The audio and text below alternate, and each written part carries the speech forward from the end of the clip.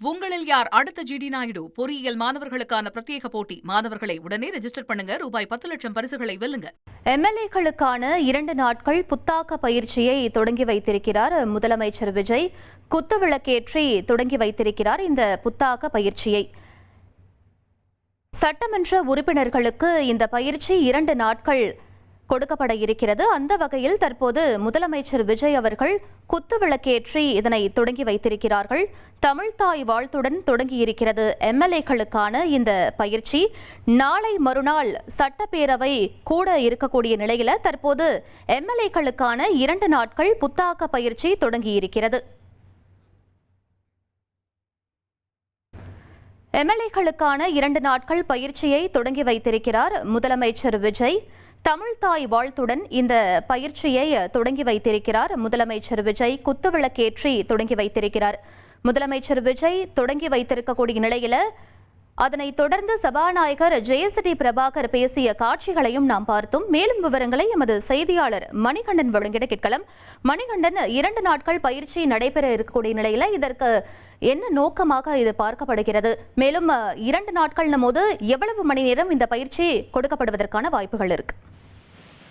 சட்டமன்ற உறுப்பினர்களை பொறுத்தவரையில ஒவ்வொரு முறை சட்டமன்ற கூட்டத்தொடர், அதாவது சட்டப்பேரவை, புதிய சட்டப்பேரவை அமையும் போதுமே சட்டமன்ற உறுப்பினர்களுக்கு, புதிதாக தேர்ந்தெடுக்கப்பட்டவர்களுக்கு மட்டுமல்லாமல் அனைத்து சட்டமன்ற உறுப்பினர்களுக்குமே அவை குறித்த மரபுகளை தெரிந்து கொள்வதற்கும், நிகழ்வுகளை எப்படி தொகுக்க வேண்டும் என்பது குறித்தும், அதே போல கேள்வி எப்படி எழுப்ப வேண்டும், கேள்வியை எப்படி கேட்க வேண்டும், அந்த மரபுகள், முறைகள் குறித்து தெரிந்து கொள்வதற்காக இந்த புத்தாக்க பயிற்சி என்பது வழங்கப்படுகிறது. ஒவ்வொரு புதிய சட்டமன்றம் அமையும் போதும் இந்த புத்தாக்க பயிற்சி என்பது அளிக்கப்படும். அந்த விதத்துல 17வது சட்டமன்ற பேரவை இந்த நாளை மறுநாள் ஆளுநர் உரையுடன் துவங்க இருக்கக்கூடிய நிலையில 146 புதிய சட்டமன்ற உறுப்பினர்கள் இந்த 17வது சட்டமன்ற பேரவைக்கு தேர்ந்தெடுக்கப்பட்டிருக்கின்றனர்.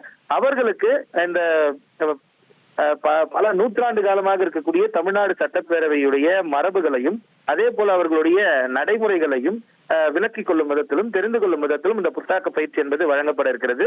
இன்று தமிழ்நாடு முதலமைச்சரால் குத்துவிளக்கு ஏற்றி தொடங்கி வைக்கப்பட்டிருக்கக்கூடிய இந்த புத்தாக்க பயிற்சி என்பது 2 நாட்கள் நடைபெற இருக்கிறது.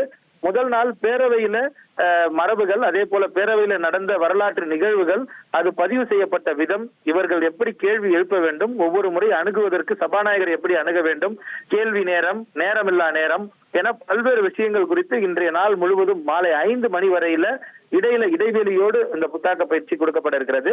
2வது நாள் துறை ரீதியிலாக, அதாவது கிட்டத்தட்ட 34 அமைச்சர்கள் இருக்கின்றனர், 40க்கும் மேற்பட்ட துறைகள் இருக்கிறது. இந்த துறைகள்ல இருக்கக்கூடிய சந்தேகங்களை, கேள்விகளை எப்படி அவர்கள் கேட்டு பெற வேண்டும், எப்படி எழுப்ப வேண்டும் என நாளைய தினமும் முழுமையாக 10 மணிக்கு தொடங்கி 5 மணி வரை ஒரு விரிவான கூட்டமாக இந்த புத்தாக்க பயிற்சி கூட்டம் என்பது அமைய இருக்கிறது. இந்த புத்தாக்க பயிற்சி கூட்டத்தை தமிழ்நாடு முதலமைச்சர் சற்று முன்னர் குத்துவிளக்கு ஏற்றி தொடங்கி வைத்துவிட்டு நிகழ்வு தொடங்கி வைத்துவிட்டு சென்றிருக்கிறார். தொடர்ந்து அரசு கொறடா, அவை முன்னவர், சபாநாயகர் உள்ளிட்ட அனைத்து சட்டமன்ற உறுப்பினர்களுக்குமே இந்த ஆலோசனை கூட்டம் என்பது, இந்த புத்தாக்க பயிற்சி கூட்டம் என்பது தொடங்கி நடைபெற இருக்கிறது. மாலை 5 மணி வரை இந்த கூட்டம் நடைபெற இருக்கிறது.